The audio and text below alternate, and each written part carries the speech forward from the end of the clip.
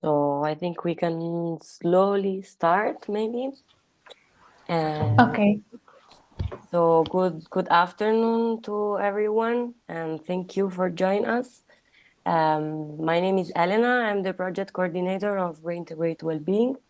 I don't know who someone is new, but just to have a small recap, these webinars are part of a larger project that is founded by European Union, and it's called Reintegrate Wellbeing, and it aims to support people that are suffering of burnout and they are often in long-term unemployment, and also to encourage employers to create a healthier working environment in terms of commitment and well-being in the workplace. And at this stage of the project, we already produced a lot of material, and in this case, the 360 curricula that we are using to do these webinars. And we already finished the module 1. We are now in the last session of the module 2, with that it's going to be about the recover motivation and self-assurance after burnout.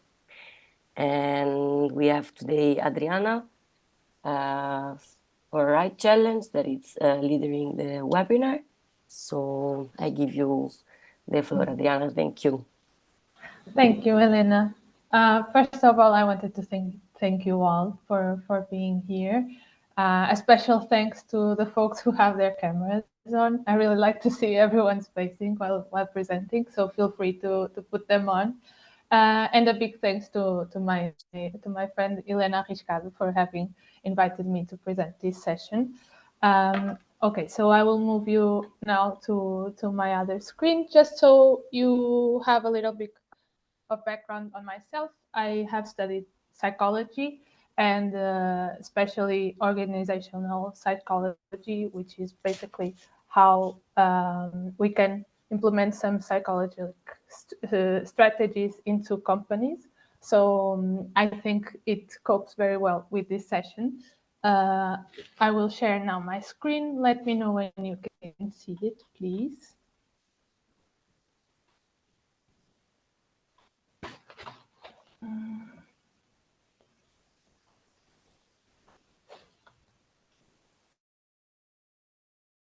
Okay, should be good. Yes. Perfect. Okay, so today, as Elena referred, we are going through the last topic of the second module, which is then relearning to walk towards inner balance. In this, okay. So here we are talking about some strategies to support recovery and also to prevent burnout in the future. So first of all, we are going to talk about some tools and insights that might help to set meaningful goals to overcome burnout's lingering effects. So by the end of this session, we should be equipped with a growth mindset and also a renewed sense of balance and strength. So in order to set meaningful goals to overcome burnout's lingering effects, we should establish clear, attainable goals and also guiding milestones for motivation restoration.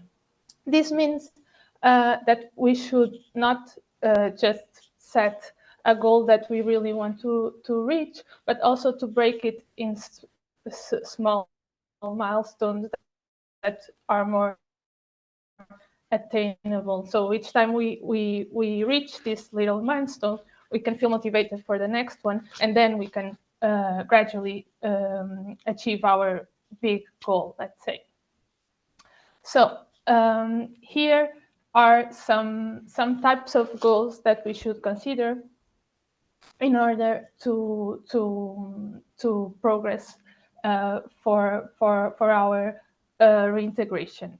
So some personal goals like self-care priorities, healthy habits, and emotional well-being. In here, we can consider, for example, having some physical exercise, having a good routine for ourselves. So making sure that we are prioritizing ourselves and not just, for example, our career goals or our professional experience. and also to build some professional goals like work-life balance, skills enhancement, and career growth.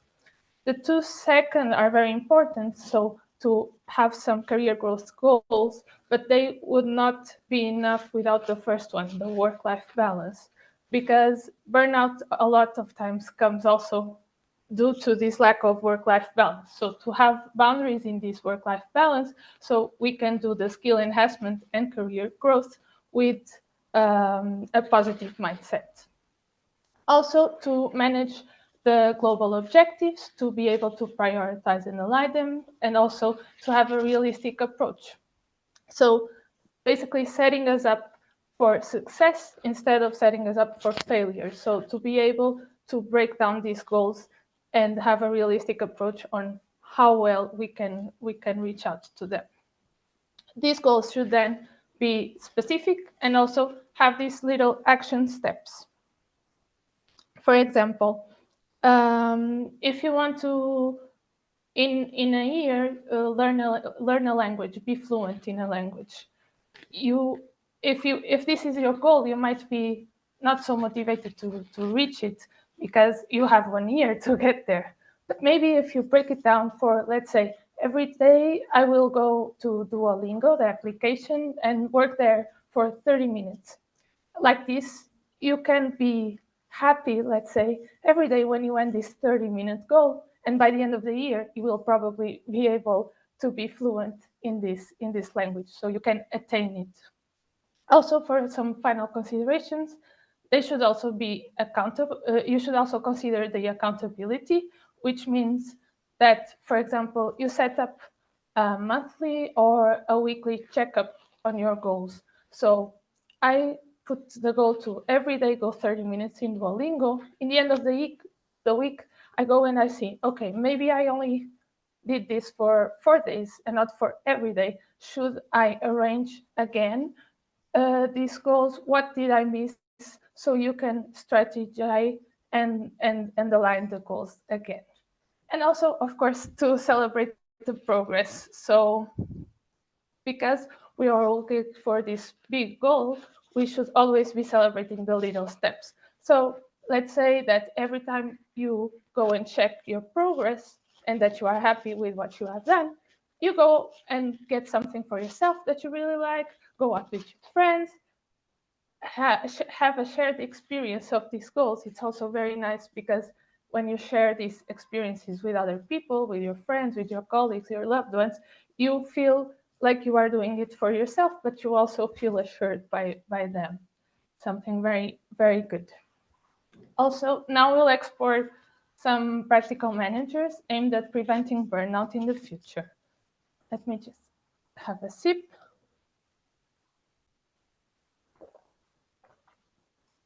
Okay, so here are some very important strategies. I want to disclaim that they are important, and it's very important that they work together. So individually, they are very important, but we should consider them all the time very together and aligned. So first, we'll start with setting boundaries. So again, the work-life balance, it's very important. So define very specific working hours to avoid overcommitting outside of these hours. With this, it's also connected to the next one, which is the time management. So if you have 8 hours to work for a day, you can have 4 or whatever, but for example, in my personal experience, I have 8 hours to work every day. This helps me to prioritize tasks and manage time. For example, I have a very overwhelming day. Maybe my manager has put too many activities for my day. And what I will do is I will prioritize the ones that are actually either urgent or very important. And then at the end of my day, I will see, and I will only have the ones that are not as important and as urgent. And like this, I can go and say to my manager, look, I've had a very full day. Unfortunately, I could not do everything that I was set up to. These tasks will be done by tomorrow or and set a new deadline. So like this, with the setting boundaries, with the time, knowing your working hours, you can clearly establish your time and prioritize your tasks. Also, self-care is very important. Again, so taking care of yourself, making sure you're feeling good. And this is, again, tied up with everything else, because if you set your boundaries, you have, after working hours, time to enjoy with your loved ones, to, to maybe have some physical exercise, anything that makes you feel good. Another important step is the supportive network. So make sure you look for the support of your colleagues, friends, or mentors. And here, this is specifically important for when you're feeling overwhelmed with work, for example, that you can share your experience with your colleagues, maybe even your manager, and maybe they have been through the same experience, and that they can guide you towards success. They can maybe give you some guidelines on how they managed it. It's something that I practice because I work remotely, so it's a bit of a challenge sometimes, even though that we work with Microsoft Teams and we are in recurrent communication. It's something that I really look forward to create a connection with my colleagues, to also understand if what I'm going through is something that someone also went. It's a shared experience, and maybe I can look for some help with them. And it's actually a very useful one. And also tied to that is the communication. So if your manager is keeping you overwhelmed with work in a peak where you have a lot of work, just be clear with them that you have these 8 hours, that these 8 hours are for you to do the tasks. You have been doing this, but you can not undertake another task, let's say, for example. And this is very important if you have a supportive manager, especially because they can either support you directly or find a colleague that maybe has a different workload and that can help you out with it.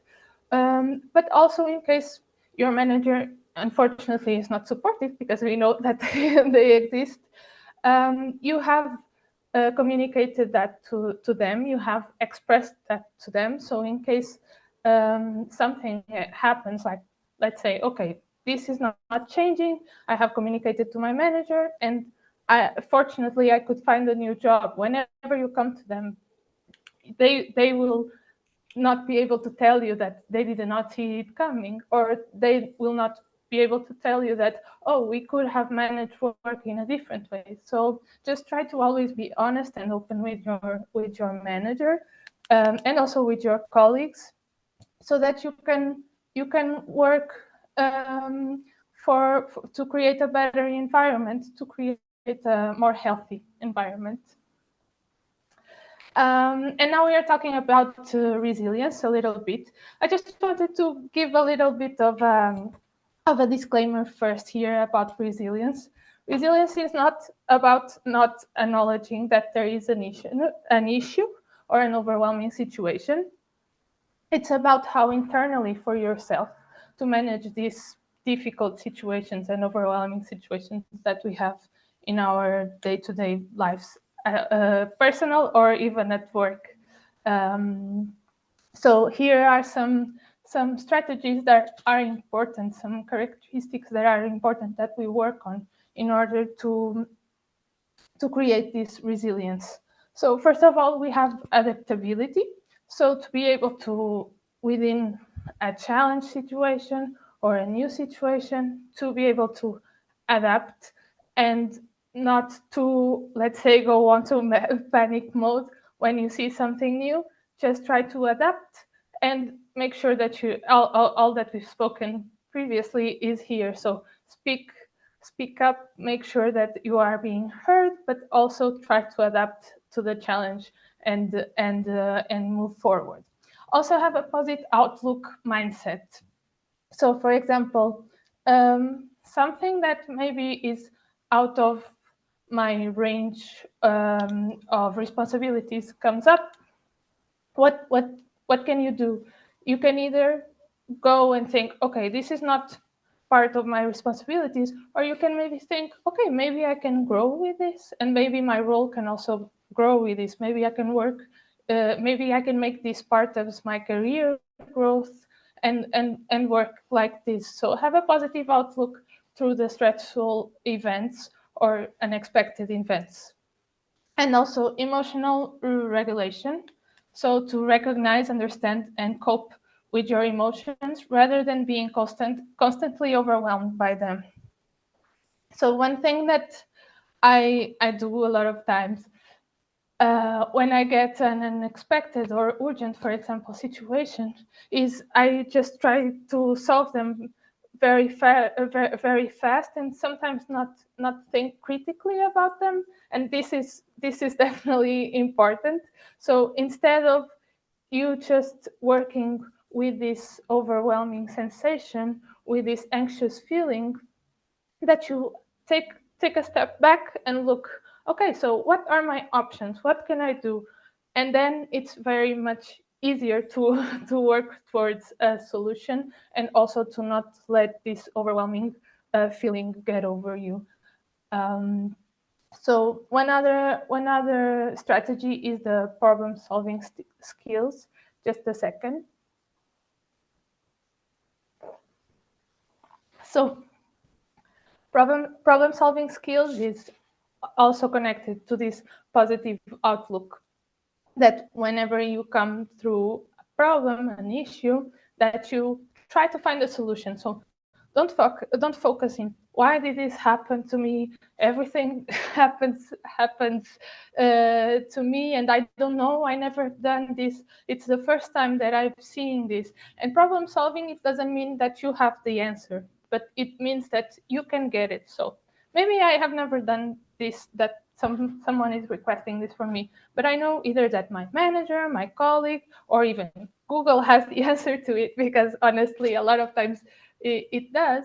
Instead of being stuck at the I never done this, try to find a solution. It doesn't mean that you have to have it right away in your hand, but you try to work for it with your colleagues, with your peers, in order to find this solution for this issue. Also, social support and connections.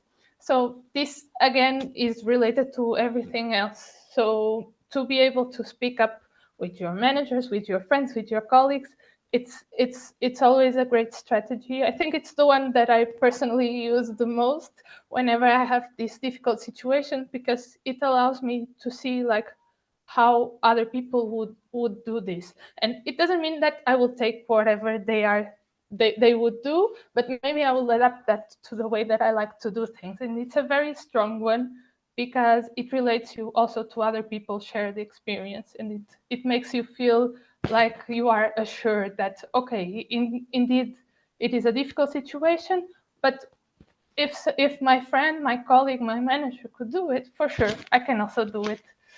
And also self-care and wellness.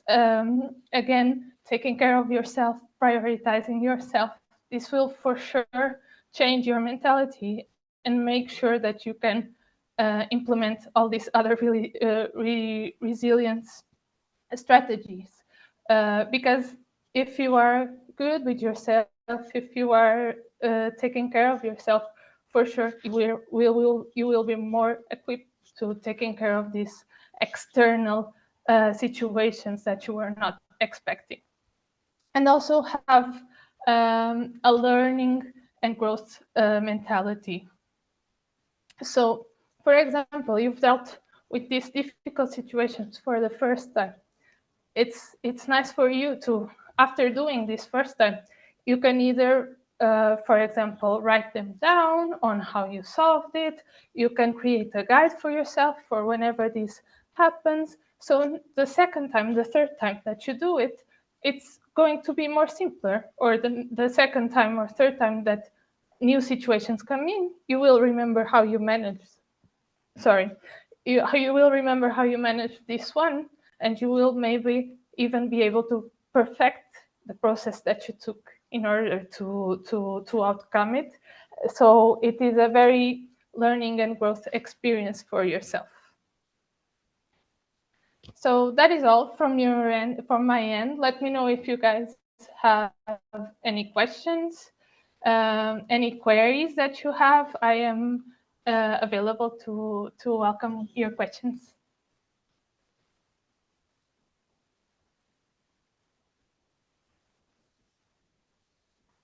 Thank you, Adriana. It was really interesting. Thank you, Elena.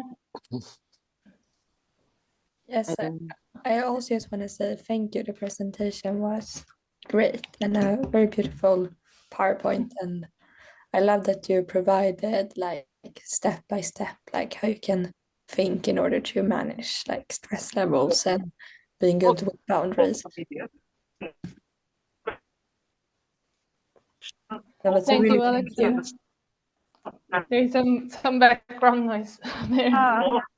Search partner under the category of work packages and definition and detail that coming under those. And I think 200-page who is presentation. I think it's 200-page. yeah, now it's gone. okay, Yeah, but really thank you. It was really good. Thank you, Alex, and I really appreciate your feedback. And if anything, I can provide Elena with my email, and if you have any queries or if you want to contact me, I'll be super available for you as well. I want to personally thank you, Adriana. It was really great that you gave us some insights, especially because you have like some experience in the field and with companies and you can give us like this structural perspective and yeah, I think it was very very nice to understand what kind of steps are necessary, what kind of things we have to have in mind in order to recover, in order to regain balance and rejoin the a possible job, future job. So yeah, so thank you very much for your and for your explanation. I think it was very very nice. Thank you. Thank you. And I have a questions because like you said about your background, you are in the hire. Do you have maybe some tips for the like people who wants to get a job and they had like burnout, how they can, for example, present themselves in the like good way during the like job interview, like what is like important, maybe some useful tips would be nice to hear from your experience and some ideas. Sure, Marta.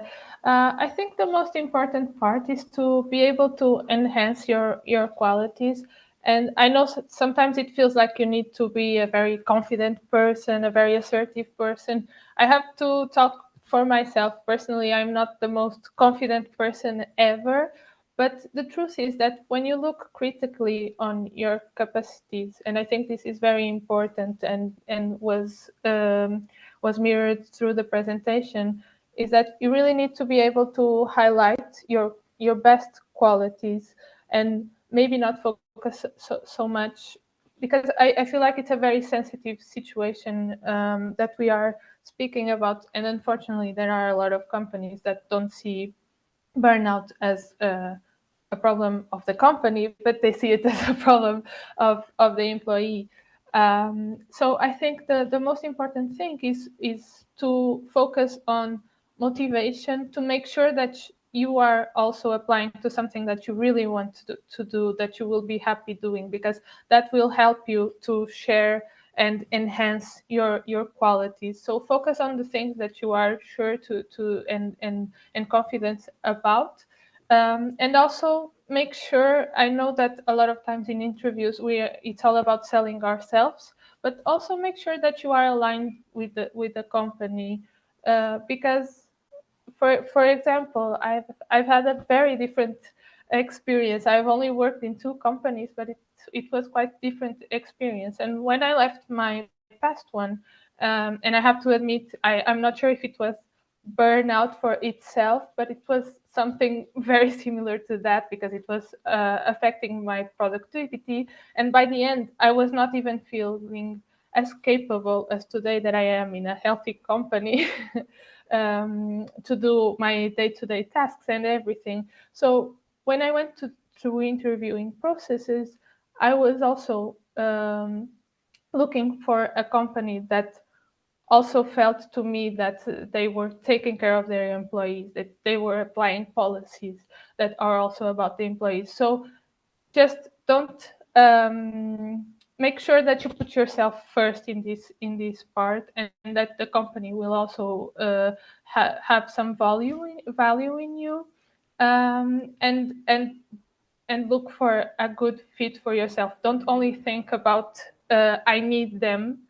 Think also like what does fit my needs as well. Thank you. Thank you, Marta. Anyone else? I was wondering, how did you like understand that you were about to be in burnout, or at least in this direction? Yes. So in my case, at the beginning it was not obvious. I don't think it is for anyone, but with time, it was consuming all my personal life. Not that I was working 24 hours 7, but my brain was stick to work and all the problems that I had there and all the things that I had to do and that I was pending and everything. Like I am in a relationship, and I found myself, my partner was talking about something that he's really passionate about, and I usually listen very careful to him when he's talking about his life as well. And I did not hear one sentence of what he said. This was like my the time that I realized that I needed to start doing something about it, and this was the time where I started to try to find a different work location, because I found it's not my problem, it's the company's problem. And I think this is very important, that we know our value and ourselves. But for me, it was that it basically took over all my life, even on the weekends, even if I was working from 9 to 6 or a little bit more, but not doing crazy over working hours, my mind was still stuck on everything that was work. So this was the red flag for me. Okay, thank you. Thank you, Elena. I was hearing you speaking about your first experience, and it is really very important the way you are treat in the sense in the workplace, in the sense that the things they are value, and the things they are not valued. Yeah. So when you are in a workplace, when you work, and the only achievement you have is more work, for example, Yeah. I think this happens in a lot of cases. I don't know if this was one of the things that happened. Yeah. I think it becomes very stressful, and you get this feeling. And this was one of the things that you spoke about. That was like small tasks and small wins. So when you are in this kind of experience, in this kind of workplace, you don't get to feel that, because you are always being like pulled over with more work, more problems, and you don't have like this space to feel satisfied with yourself. You have like the acknowledge of your company saying, okay, good work, you are doing great. No, you only have like extra work and extra work and extra problems, and Exactly. you have to correspond, you have to always be able to manage everything no matter what. So this kind of work environment can be very dangerous and can lead to this experience. I don't know if these were some of the things that you passed in your past job, but yeah, these were things that came up to my mind when you were speaking. Yes, I recall from that previous experience that the only time that I got a formal, let's say, cheers for me from my manager's manager was one time that I was in the bus at 11 p.m. and I wrote some email because I didn't have nothing to do. So I went to the work. My mind was there already. So I just went to the computer and I got a shout out for replying at that time. And when we talked about the boundaries here, it's important for us to set it, but it's also very important for the companies to have it, because on the company that I'm working on currently, that I think has a very much healthier work balance relationship, that would not be like the next day I would get a question from my manager saying, "Is everything okay, Adriana? Why are you replying at this time? Are you feeling overwhelmed? Do you need support in any action?" So there is a big difference. It's I think the importance here is also there, that this talking about resilience and everything, that we make sure that we know that we are usually not the problem. It's not as it's how unfortunately the work culture is still very much pulling us to maybe it's a cultural thing, because the last company was very Portuguese and the one that I'm in is very global, so everyone from around the globe. It can also be the case, but in Portugal it is very cultural. Like, it's the best to be the first coming to the office and the last to leave the office. And to be effective, you should not need to be the first to arrive and the last one to leave. You should be able to do everything within your scope of responsibilities, within your working hours. And this should be praised, not the opposite. Exactly. Indeed. You were saying something that it's really very Portuguese. So like the baseline is like almost a requirement. It's funny because yeah, in Portugal, if you are not the first one to come and the last to leave, maybe it means that you are not like suitable for the job. Maybe Yeah. you are trying as much as you can to do like the less work possible, the least work possible. So yeah, there's a lot of these kind of thoughts entrenched in our culture. So yeah, it's interesting. Thank you. Thanks. Yeah, I totally agree. I also relate for Italy, for example, that it's a bit different. And there is this big work culture where people needs really to feel like grateful for the job that they have. So they cannot like allow themselves to lose the job or like Exactly. not be really servient to the boss. So there is this kind of not a relationship that is not fair at all. They are really like the company is here and the workers are here. And this makes that so hard, of course. It's Yeah. so And sorry. no, go ahead, Alexandra. No, but it's so interesting because I'm from Sweden, and like I would say the Swedish work culture is very different. Like, I'm a lawyer, so that work culture is similar to what you're describing. But otherwise, the Swedish work culture is very much like logging off, like working from home. People understand if your kid is sick, and then you don't do as much. And I would say it's like very much the opposite. If you go to the office at most of the offices at 5, everyone has left. If it's a Friday, people leave earlier, and like, so that's why it's so interesting. But then I think it's different depending on what industry, or like still like finance and law is very much as you describe it. But otherwise it's super different. Yeah, let's hope we are all working towards that spirit and not the opposite.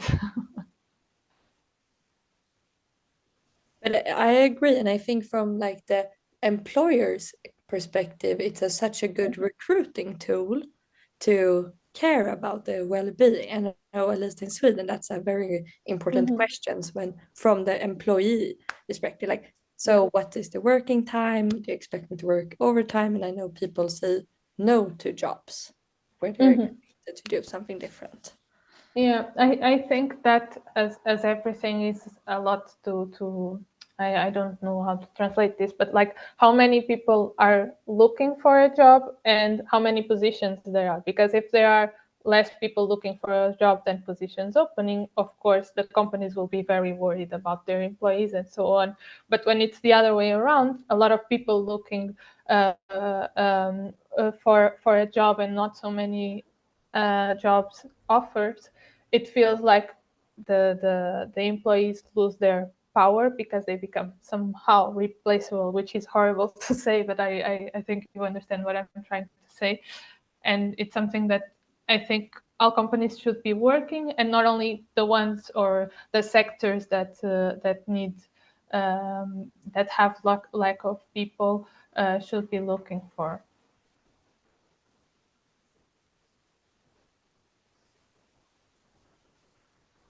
Sure, I totally agree. And really what you said before, that the company should at some point really check on you if you, for example, answer to an email in the weekend or in the evening. I think it's really important that it's not happening so often, but it's the other way around.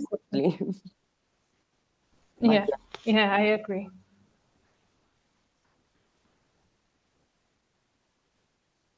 Okay, I don't know. Helena, I think we covered it all. Anyone has any other questions or wants to share something? No, I don't think so. Yeah, I think we're good. Then thank you so much, Adriana. Thank you. It was really nice to have this webinar with you, and hope to see you all next Thursday. We're going to have Laura Fusano as mentor, and we are going to start the module 3. Thank you, everyone. Have a nice weekend. Thank you, everyone. Thank you, Thank Adriana. you. Bye. Bye. Bye. Thank you. Bye bye.